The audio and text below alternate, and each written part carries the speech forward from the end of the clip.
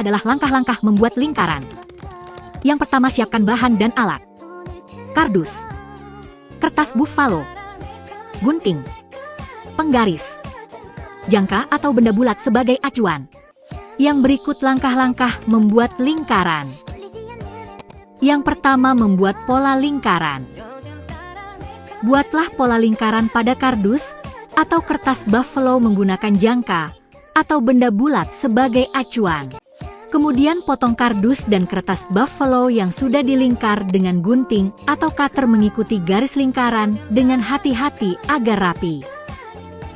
Dan lekatkan buffalo yang sudah digunting menggunakan lem di atas kardus yang sudah dipotong membentuk lingkaran.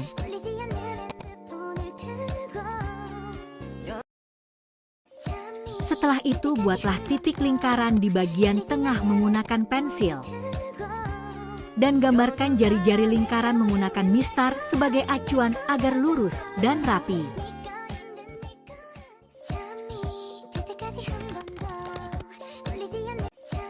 Kemudian gambarkan garis lurus di kertas buffalo berwarna hijau menggunakan pensil dan mistar. Guntinglah dengan rapi untuk membuat juring. Sesudah gunting, oleskan lem di sisi juring dan lekatkan di lingkaran yang sudah digambar.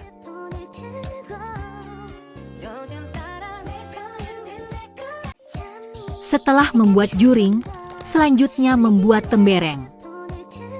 Langkah membuat tembereng sama dengan juring, cuman tembereng lebih kecil dibandingkan juring. Selanjutnya tulislah huruf A, B, C, D untuk membuat sudut dan gunting membentuk persegi berukuran kecil dan lekatkan di sudut yang sudah ditetapkan.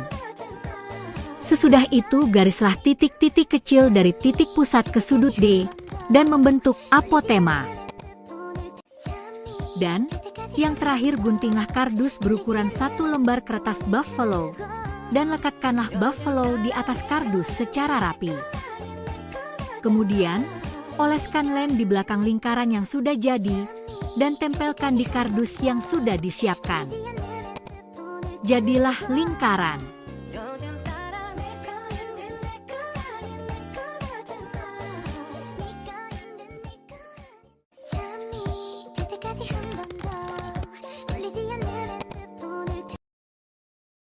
Jadi teman-teman, inilah hasil praktek dari kelompok kami.